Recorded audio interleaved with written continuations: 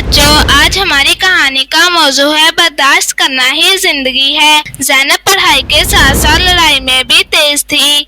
ईद आने वाली थी, सब अपने अपने घर की सफाई कर रहे थे। अम्मी ने ज़ैनब को भी घर की सफाई में हाथ बटाने का कहा, मगर वो घर की सफाई क्या करने लगी, सारा घर ही सर पर उठा लिया। ये रैपर किसने फेंका है, ये जूते लेकर कौन गया है, ये सोफे की गद्दी टेढ़ी क्यों है, ये बिस्तर की चादर इधर क्यों है, ये तकिया उधर क्यों है, जूते एक लाइन में रखो। इसके वालिद इसकी आदत से बहुत परेशान हुई। इसे समझाने लगी कि बेटी ये आदत तो ठीक नहीं है। वो अक्सर छोटे बहन भाइयों पर हाथ भी उठाती थी। वालिदैन कहेंगे होते तो घर पर इसकी हुक्मरानी होती, टीवी का रिमोट कंट्रोल और बच्चों का कंट्रोल इसके हाथ में होता।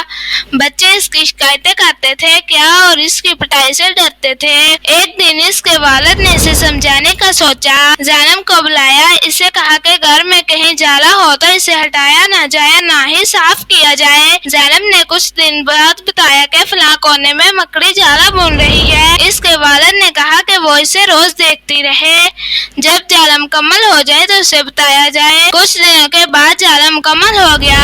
अगले 2-4 दिन में एक मक्खी इसमें फंसकर हाथ धो बैठी। इसके वालिद ने ज़ैनब को सामने बिठाया और कहा, देखो बेटी, मकड़ी ने जब जाला बुनने के लिए पहली तार शुरू की, इसकी कोई अहमियत नहीं थी। तुमने खुद देखा कि रोज रोज तार से एक जाला बन गया और इतना मजबूत हो गया कि एक ताकतवर मक्खी इसमें फंसकर अपनी जान से हाथ धो बैठी। अब मकड़ी इसे मजे से खाएगी। बिल्कुल यही हाल इंसानी आदत का है।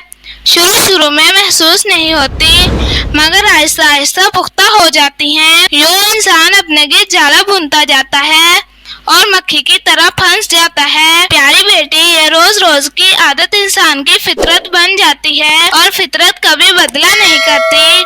प्यारी बेटी, दुनिया में एक दूसरे को बर्दाश्त करना ही जिंदगी है। ज़ैनब की समझ में ये बातें आ गई। इसने वादा किया कि वो आइंदा ऐसा रवैया नहीं अपनाएगी। प्यारे साथियों, हमें चाहिए कि अच्छी आदतें अपनाएं जो मुस्तकबिल में हमारे काम आ सके। प्यारे बच्चों, अगर आप इस तरह की कहानियाँ सुनना चाहते हैं तो हमारे चैनल को सब्सक्राइब करें और साथ में दिए गए बेल को प्रेस करें ताकि हमारी नई आने वाली वीडियो आप तक पहुँच सके।